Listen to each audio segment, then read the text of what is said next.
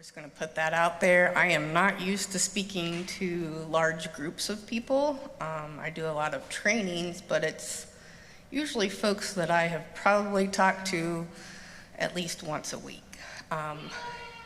Thank you. But I was excited to be asked to come today. I really thought, and this is probably where my ADHD comes into play, is I thought I was going to be in like a room where if you wanted to learn about a dual diagnosis or a co-occurring disorder, you would come see me. But then I took the time and I read the schedule and I was like, oh, no, I'm going to be on the stage. Great.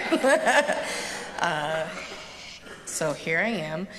Preferred Family Healthcare is my employer.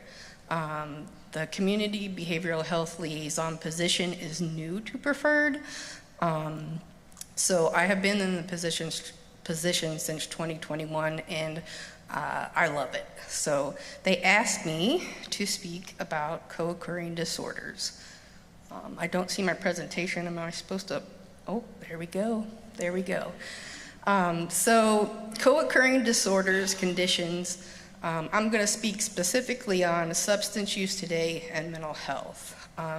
You can have co-occurring disorders that are not substance use or mental health, but that's the ones we're going to focus on today. So we're going to skip over the goals and go straight into definitions, okay? So most of you probably already know what co-occurring means, but it means that you have, specifically for this presentation, a mental health diagnosis and a substance use disorder.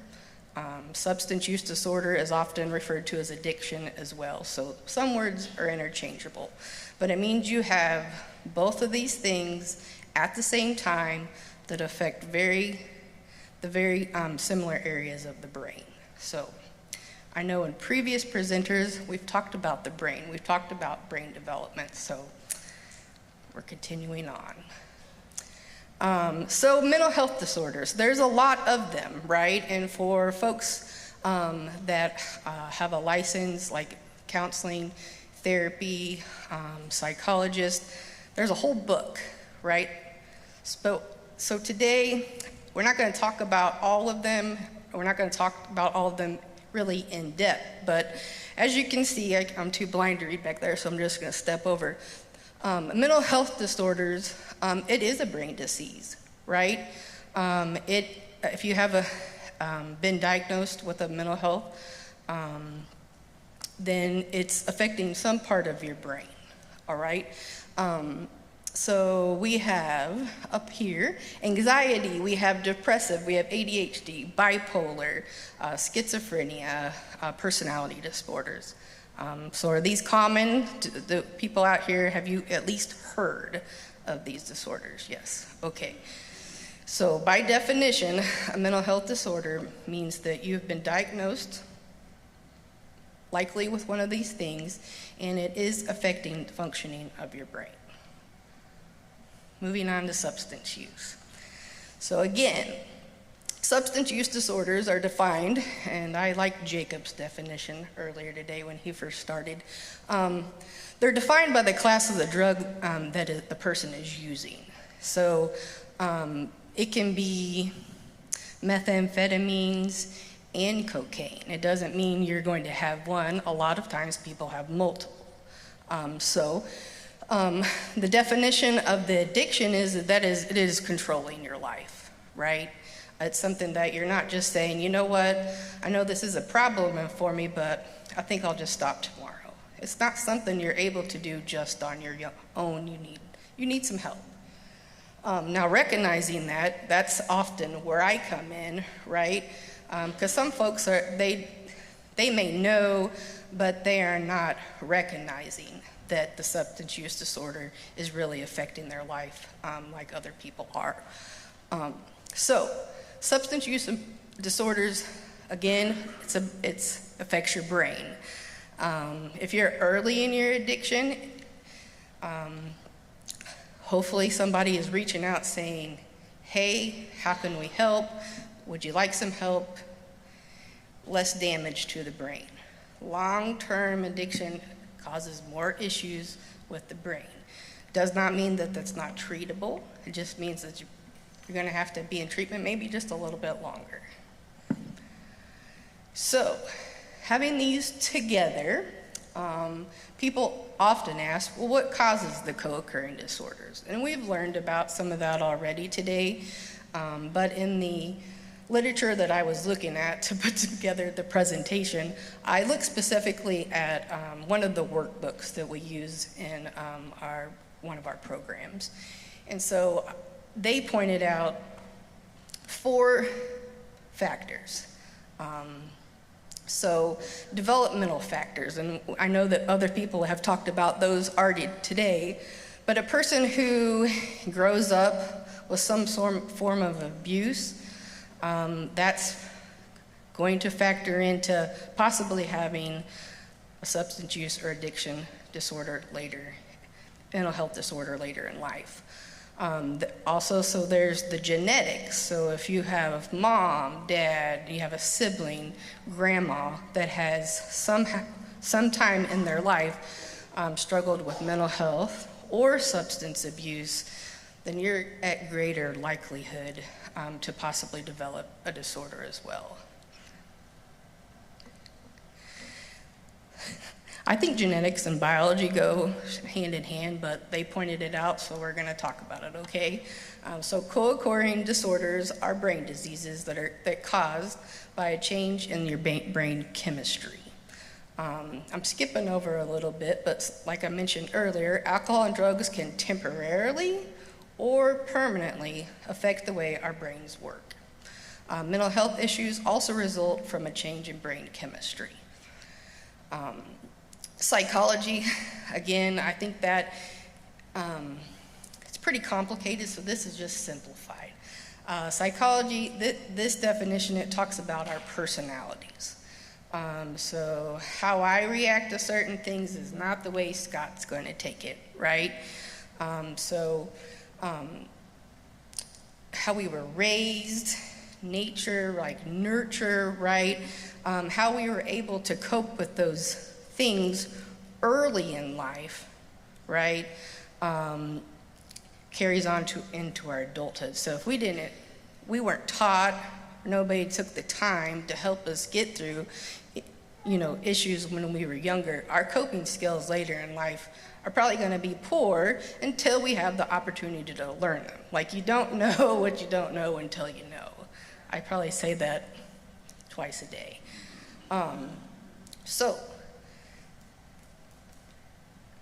How common are co-occurring disorders?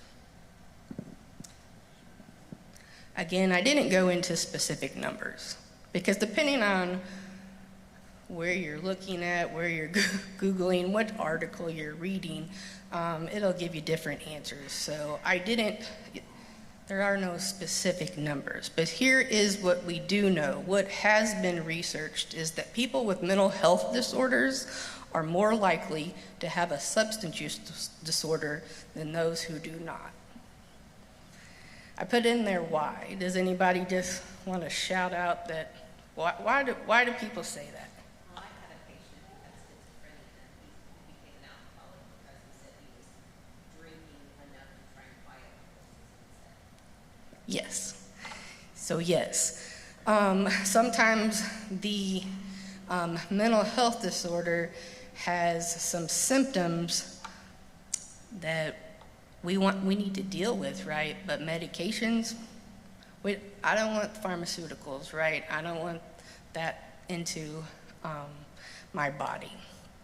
And I could probably speak for days on that. But roughly half of individuals who have either a mental health illness or a substance use disorder will have the other at some point in their life. I'm going to go back I'm going to go back a little bit.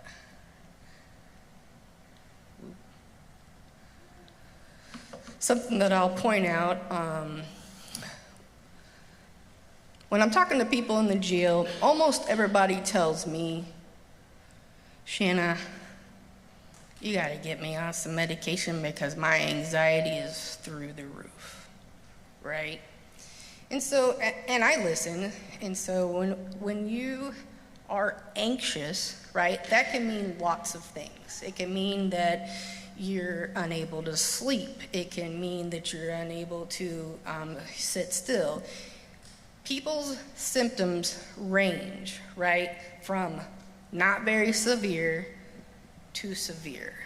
So I'll use depression as an example. I'll even use myself as an example. I have the diagnosis of depression, okay? Do I use medications for my depression? Not at this time, right? The symptoms of that diagnosis are not interfering with my daily life at this time. Was there a point in my life where I did choose to take a medication? Yes. But what I found to be the most helpful for me specifically, for my symptoms that were affecting me, was therapy, right?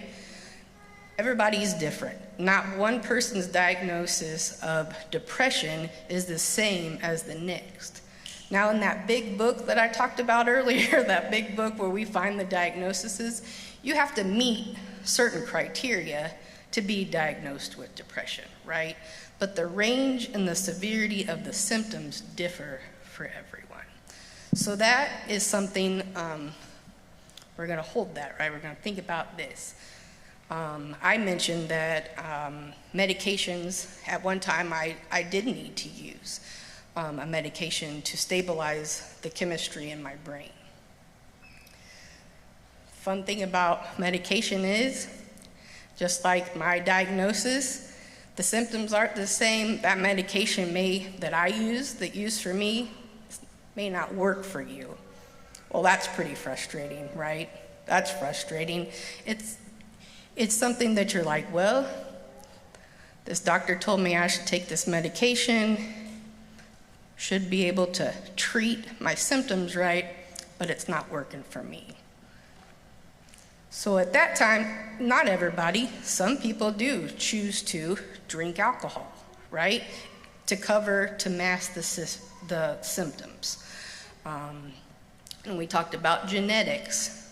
Some people can drink for a period of their time, and maybe when they're going through that depressive episode, I'm not ever gonna say that that's cured it, right? But it may be for that brief time in their life that they chose to drink alcohol for the symptoms of their depression that they are experiencing, and that they move on, right? Some folks in their genetics, they drink alcohol, use a certain drug one time, they're not looking back at that point. They like the way that masks their symptoms, right? They like and it has everything to do with the brain, okay? Because the very similar areas of the brain for your mental health diagnosis and your substance use disorder, it's affecting similar areas. So,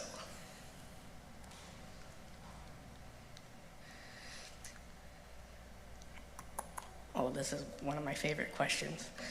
And well, no spoiler alert yet, but which develops first, addiction or mental illness? What do we think? Raise the hands. Does addiction come first? Does mental illness come first? Okay. My spoiler alert is I don't have the answer. I don't have the answer. But if you go back to the previous slide, people with mental health disorders are more likely to have a substance use disorder than those who not. But it's not all or nothing. Okay, so the important part is to just recognize, seek the help, and try to figure out, with the help of others, what's going to work for you. Trauma is a word that I probably do talk about at least once a day. And it's important. It's important to know about trauma. So there's many definitions of trauma. But it's a lasting emotional response to a distressing event that overwhelms a person's ability to cope. And so trauma can affect you for a short period of time. It can affect you for a long period of time. It's how you're able to overcome that. And so what we know, what I see a lot for folks that I am visiting with, especially in the jail setting, is, yes, Shanna, I'm anxious. Shanna, I can't sleep. I'm having nightmares. Okay? It's not quiet in here. I have racing thoughts. And so they're just unable to cope with what they've experienced prior to coming to jail, right? So it's not a real easy answer, but the one thing that I just pointed out to me and was talked about a lot was at the treatment court conference in Branson. I know that Scott and Adrian were able to come, but I don't know if you sat in on that presentation, but they told us, treatment court professionals, treatment providers, that if you are talking about treating mental health and substance use disorders and you are not trauma informed and you're not factoring in trauma, then you've missed it. You don't have one without the other. So the severity, can be different, but that's the other thing that I talk a lot about. What was traumatic for you may not be traumatic for me. It's not really a competition, it's just you have to recognize that it's different for everyone. So, who can be affected by trauma? Lady in the front, everyone, right? Everybody. And so it's not discriminatory, right? It doesn't matter if you have so much money that you don't even know what to do with the money, or if you don't know where your next paycheck is coming from. If you experience a traumatic event, it's probably going to affect you unless you have the resources, the ability, and able to recognize that this is maybe even interfering with your everyday life. So, everybody. This has been touched on quite a bit earlier, and I really like being the third presenter, actually, the fourth presenter. Because a lot of these definitions were given for me. So here's what we know. Okay, we know that exposure to trauma in early childhood interferes with a child's brain development. So here we go, we're talking about the brain again. So children who are experiencing trauma, they're not learning how to manage their emotions. Their thinking is disorganized. It's not developing the way we want it to develop. So problem-solving skills, coping with issues, right? It's just not there. So, true or false? These are easy, guys, but it's kind of like just bringing home the point. I brought these note cards, but you can see I use them not all the time. So, true or false? Addiction changes how the brain works. True. Having a mental health diagnosis is a brain disease. True. So, trauma in early childhood affects brain development. Okay, so the key factor in there, our brains need a little bit of help, right? Does it mean that we're a bad person? No. Does it mean that we are going to be a danger to everyone around us if we have a mental health diagnosis or an addiction, substance use disorder? No. What it means is we need help and we need others to recognize that we need other people's help. We're not going to be able to do it by ourselves. So, are you ready for some good news? this is my favorite part of the workbook, and they did put it in bold letters, is co-occurring disorders are manageable and they are treatable. All right? Before we go into the SAMHSA that they recommend integrated treatment approach, when I say that the good news is it's manageable and it's treatable, I'm not going to sit up here and lie to you and say that it's easy. It's not. It is not easy. Because I started my social work career working for Children's Division. That was in 2006. And people would say, "What do you want to do that work for, Shanna? How do you manage your emotions when you are working with people who have abused or neglected their child in some way?" And my answer was always this: I don't think parents wake up or choose to become parents and say, "I really want my children to be taken away from me." I don't think that's why people have children. So when I go back to the co-occurring disorders, a lot of the parents that we worked with, right, have a mental health diagnosis, have a substance use disorder, but I don't think they're bad people, right? I think they need some help. So I stayed with Children's Division for a while. I really thought that that's where I would still be. Life happens, right? I'm not going to say anything bad about Children's Division. I have good friends that still work at Children's Division. But we do know for people that have co-occurring disorders is that treatment needs to be integrated. So integrated treatment means we treat them together. We treat the whole person. We're not sending somebody off to just learn about their addiction and how to overcome it. We're not telling people your mental health diagnosis and saying, "Take this medication, you're good to go." Historically, that was the treatment approach. You treated one, then maybe you moved on to the other.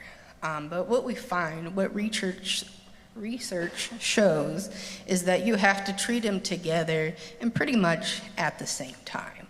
So I guess we know why it didn't work. I have these questions, but so living in rural Missouri, and I'm just talking about Northeast, okay? I hear all the time, "Well, we don't have help here. We don't have that service here." And sometimes we literally don't, right? It's not here, it's not available. Somebody needs to go and get some help. Even sometimes just for primary care services, living in a rural area, it can be hard just to go to the doctor. So there's many different reasons for that. Maybe it's transportation, right? Maybe you live in, I'm going to stick with places that I know. New Cambria. Anybody ever heard of New Cambria? Okay. Is there a doctor's office there? No. Nope. So you have to drive probably about 20 miles to go see the doctor. So it is very important to know that if you have a co-occurring disorder, that you need to go to a place that is going to treat the whole person, okay? And we can get kind of creative like this, but the point is, it's not just one or the other. You have to address both. So, addiction specialists, substance use counselors should be trained to recognize what trauma is, right? What a mental health disorder means, right? And so that's your title, substance use counselor, but you need to go to somebody who has been cross-trained and at least knows that mental health probably is playing a factor in their addiction, okay?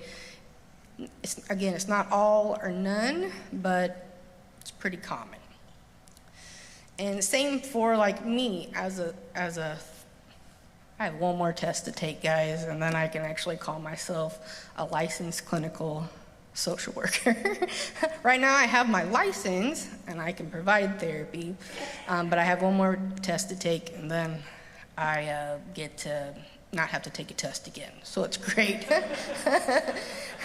But as therapy again is not, you can't just, it's not a great idea to go to just one therapist and expect that they're going to know everything. But if you have been told or you have been recognized that you have a mental health issue, right? Maybe not diagnosed yet, but you think something's going on, and you have been using substances, then you want to go to a clinic, a therapist, who has at least had some classes, had some training in substance use, and vice versa.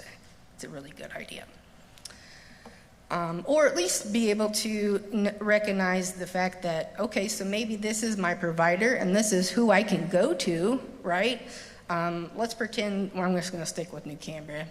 Let's pretend that there was a clinic in New Cambria, a primary care physician, and that's where you were going, and they were giving you some medication, checking your blood pressure, and they recognize with you, because they're talking with you, that you probably do need to talk to somebody further about trauma, because they think that you are depressed, right? So at least that physician there, you want them to at least kind of maybe know who to hand you to, like work in connection with. It's a team approach.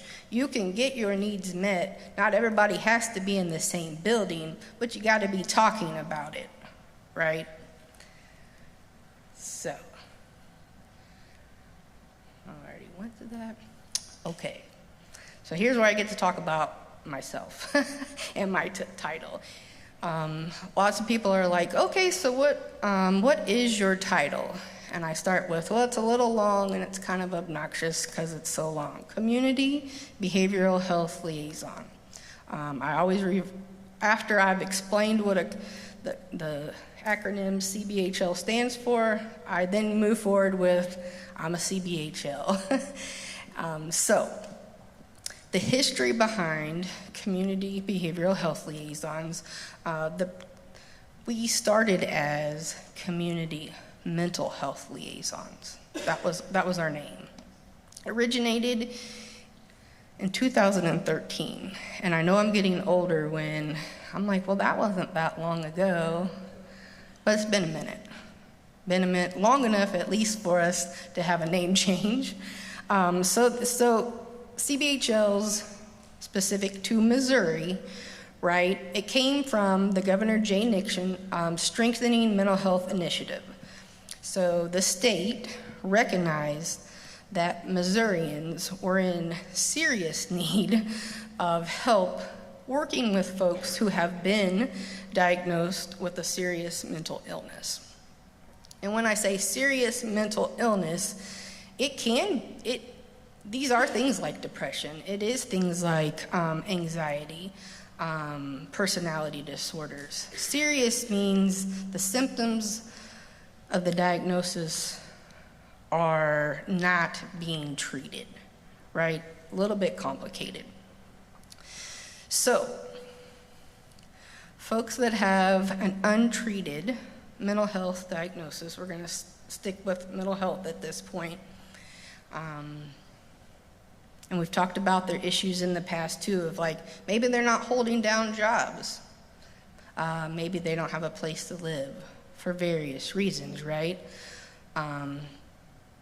Like it says on the slide, that's who's coming to the attention a lot of the times to law enforcement, folks that are in jail, or who may be going to the emergency room. are seeking some kind of help, whether they've called the first responder or the first responder just showed up, okay? And so the governor said, well, what if we created a position that community mental health liaisons targeted that population, okay? So any guesses for the state of Missouri, how many CBHLs, what was the number for the entire state, do you think, were hired?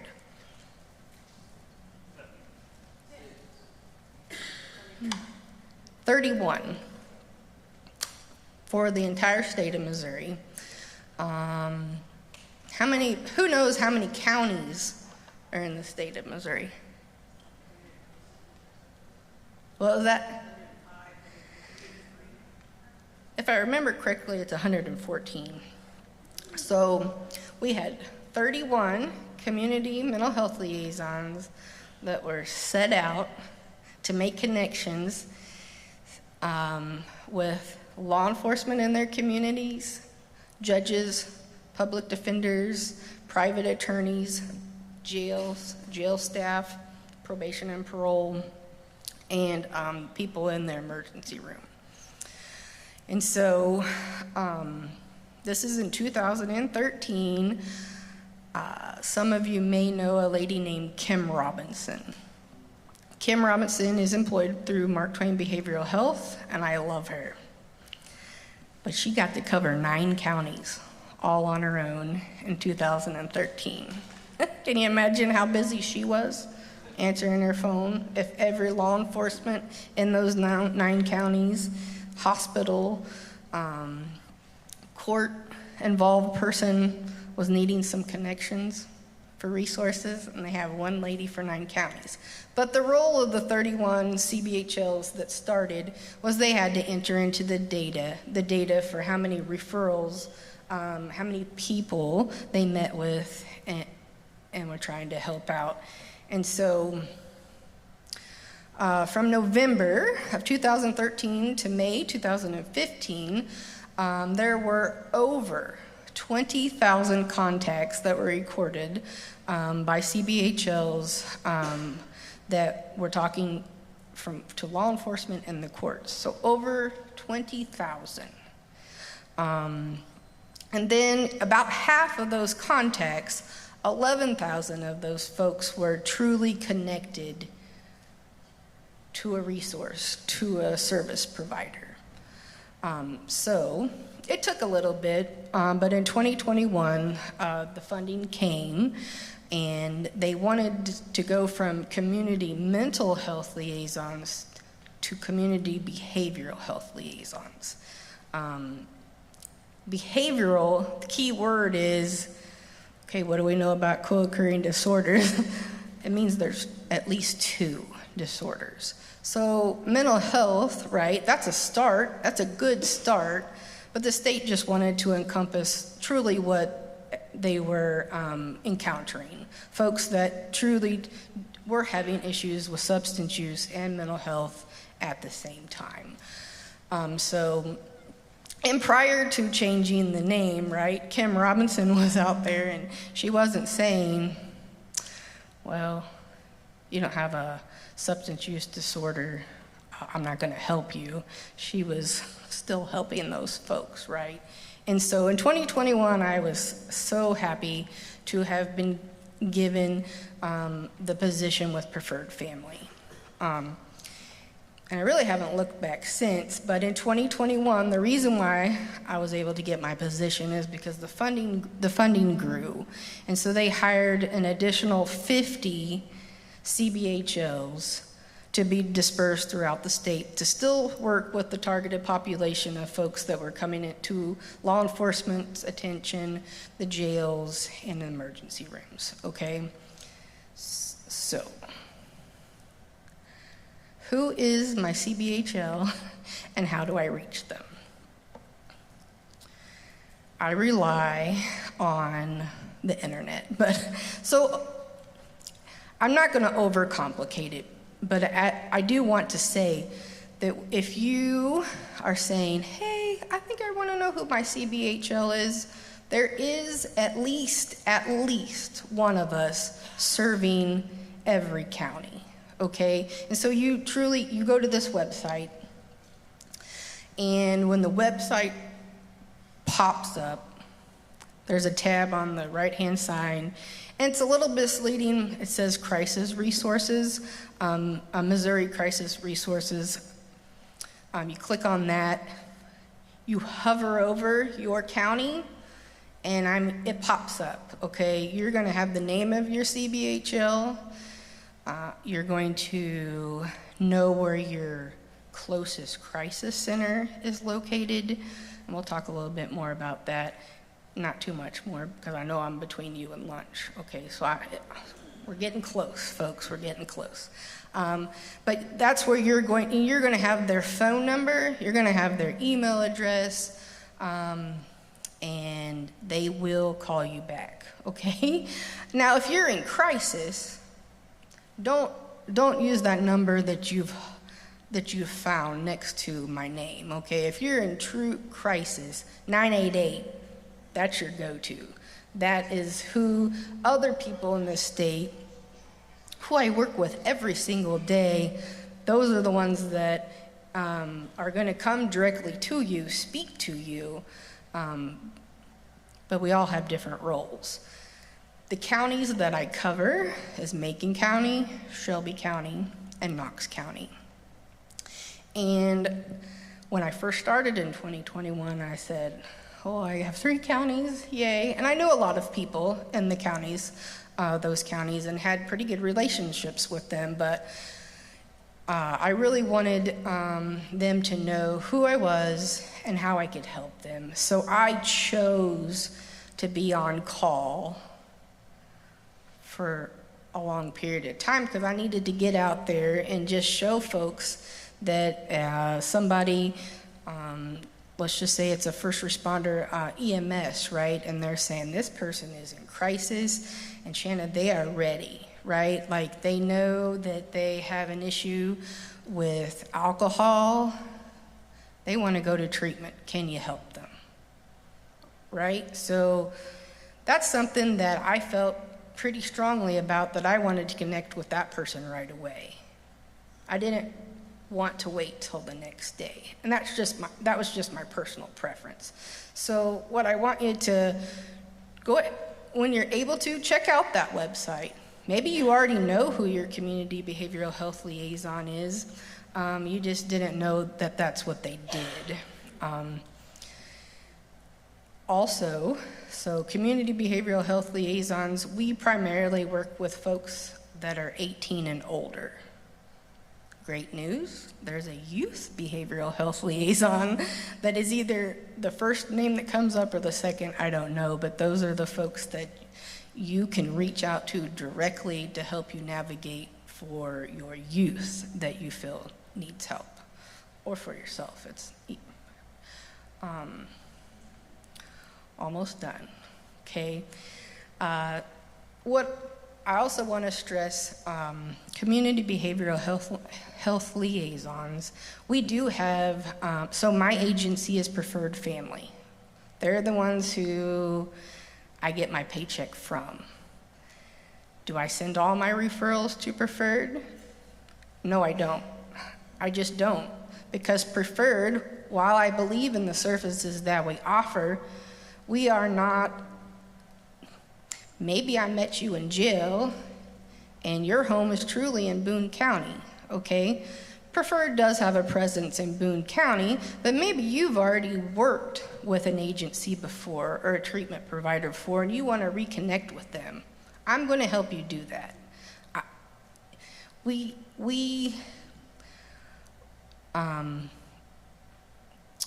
Some people, I guess, are territorial. I'm not. You've asked me for help. I'm going to try to help you, okay? Simple as that. So not everybody gets referred to Preferred. So in 2017, certified community mental health centers were created, became a thing. And this is where the integrated team approach is into full play, okay? certified mental health community centers, they treat the whole person. For an example, in Hannibal, Preferred Family is over there, and our service over there that we're best known for is our outpatient substance use programs. I don't know why we had to give everybody separate names, but Clarity and Preferred, same organization, right? But just, I don't know how far we are apart, but we're the same agency. So somebody in our outpatient substance use program needs to get established with primary care, and they want to also be involved with therapy. Well, that's Clarity, okay? Same organization, same approach. So even though we may not be in the exact same building, we are treating the whole person, just maybe at a different location. So, and we're not saying, I hope we're not saying, we're not supposed to say, good luck. Transportation is an issue, right? Like, not everybody has a car. But the programs that you're in are building bridges with the other programs within your community mental health center, so that that's not a barrier. We're trying to break down the barriers for your treatment. So this is not an exhaustive list, but this is what you have to have in order to call yourself a certified community behavioral health center. So, crisis service, screening and assessment, person-centered treatment planning, targeted case management, peer and family support services. So you have to offer services not only to the whole person, but for kids and adults as well. So, last slide. And so remember when I said, yes, Preferred Family is the agency that I work for, and I'm very proud of Preferred Family. I don't ever shy away from anybody saying, who do you work for? Here's the question that I get, and I've got a lot today, and I understand why, is you're in Kirksville, right? Preferred Family is in Kirksville, but I don't have an office. My office is in a purple rolling bag, and I go from one county, Macon County, Shelby County, Knox County, to wherever somebody has referred me to go. So, familiar names, other names that you might hear in Northeast Missouri, that other agencies that are doing exceptional things and also get to call themselves certified community behavioral health centers. Prefer to put ourselves up there, right? I left off Clarity. I thought about that when I woke up this morning, and I was like, why didn't I put Clarity? But it doesn't matter. Mark Twain, love them. I call Mark Twain Behavioral Health probably no short of twice a day. Because sometimes the person that I am trying to assist lives in Hannibal, okay, right? And they get a choice of which agency that they want to work with. I'm not stopping them, I'm just out there giving them their options, right?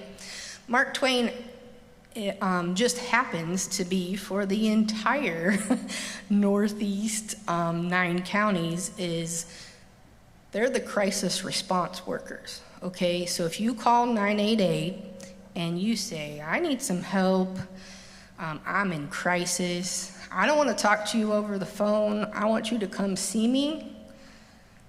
The folks at Mark Twain, they cover all 9 counties. And so they're the ones that are going to show up. I can show up, right? But if you've called the crisis line, it's probably not going to be me, but it's probably going to be Mark Twain. So that's just one example.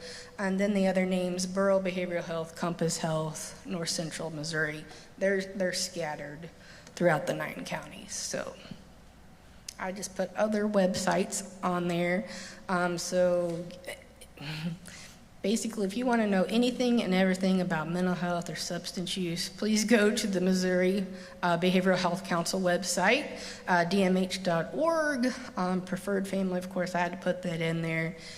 because I cannot even, we would be here for a whole nother day for me trying to explain all the services that we could offer to you. And that's it. That's my presentation. So.